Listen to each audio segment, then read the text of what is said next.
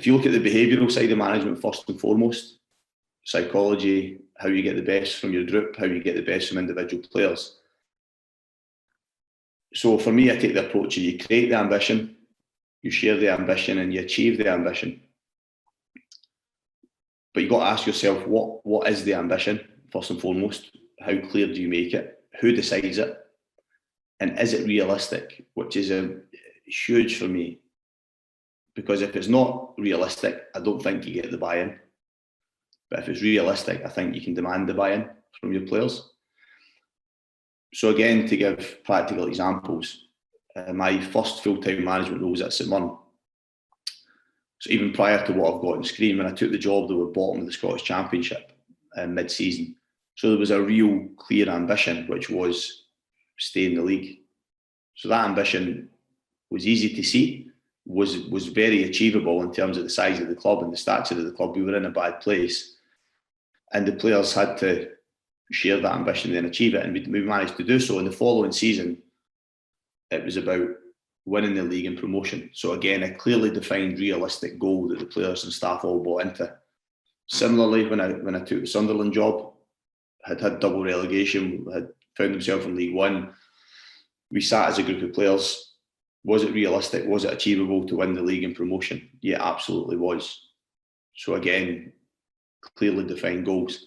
But in each of those jobs, I really took the same approach.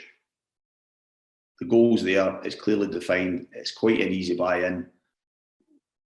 It's okay. So if I was then really, really principled when I came to Hibs, I would say the same thing.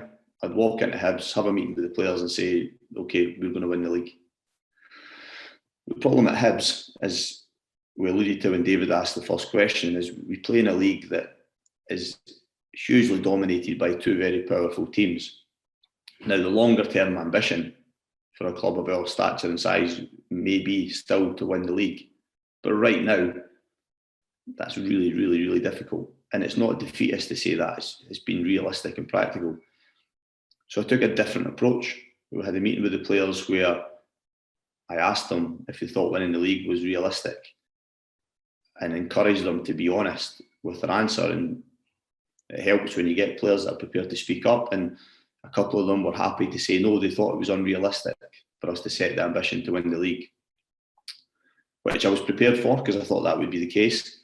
So we then asked the question, what does it take to be a team that wins the league? So we asked them, what attributes do you need to be a team that wins the league? And so they began to throw words or phrases or characteristics at us, and we noted them all down in the front of them in the room. And once we had a list of them, we then posed the question, do you believe you can be all these things? And the answer to that was yes. So we had created a different ambition. We had created the ambition to be like a team that wins the league. We hadn't asked them to win the league. Now, you could argue they're the same thing. I just think it was a way of setting them a realistic ambition, and within asking them to be all those things and the group saying they could be those, you then set goals like finishing third, qualifying for European football, winning a cup. And subsequently it allowed us to do this, which is now, these are in the corridors immediately outside the first team changing room in the training ground. So all these words you can see pop up together: pride, ruthless, resilience, team needs a player needs a team, standards. These are all the things that the players came up with. We've agreed to buy in. And then in amongst them, there is play in Europe, win a cup.